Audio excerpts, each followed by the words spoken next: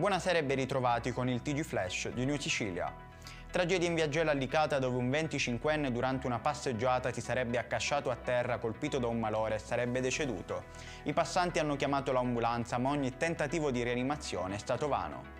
Arrestata una 31enne guineana che avrebbe ricattato i genitori di una neonata affidatagli dagli scafisti dopo un naufragio.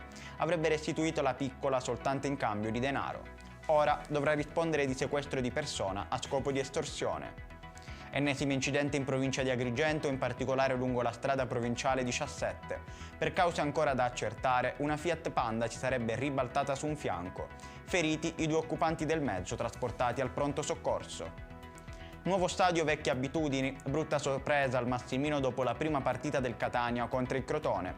Sono stati rotti 4 seggiolini, 2 in curva sud e 2 in curva nord.